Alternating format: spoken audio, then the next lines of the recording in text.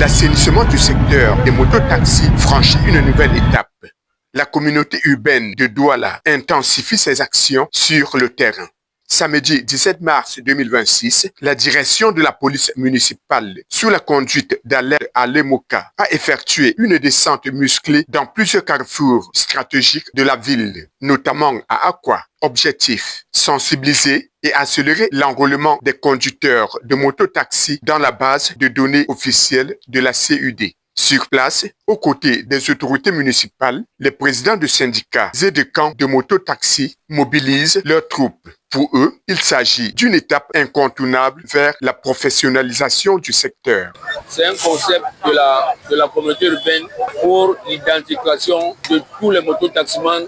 Il faut qu'on soit identifié pour être ordonné. L'enrôlement est gratuit. On ne demande que la carte d'identité. Et le chasuble est gratuit, ce n'est pas payant. Bientôt, Aqua sera interdit à ceux qui n'auront pas les chasubles.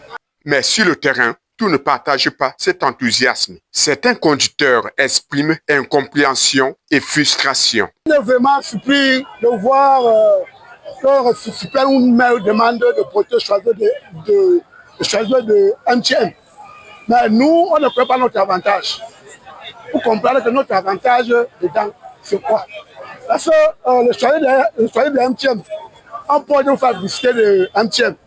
Nous, maintenant, on veut demander que notre avantage, c'est quoi dedans?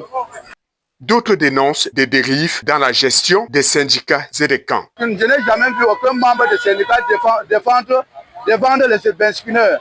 Parce que le rôle des syndicats, c'est pour défendre.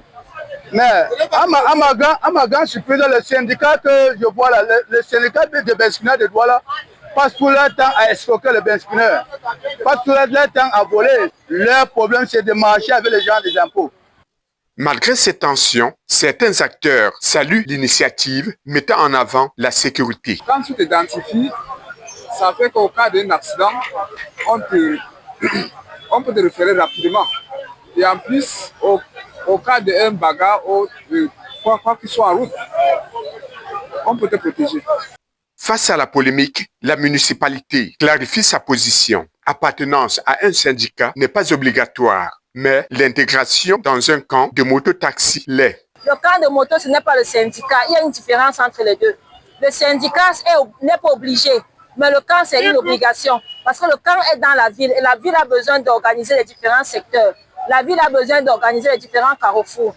Un message clair, également adressé aux populations. Privilégier uniquement les mototaxis identifiés. À terme, seuls les conducteurs enregistrés et munis de chasubles pourraient circuler librement dans certaines zones clés comme Akwa. Le processus est lancé, mais sur le terrain, entre adhésion, méfiance et contestation, la réforme du secteur moto à Douala s'annonce comme mouvementée.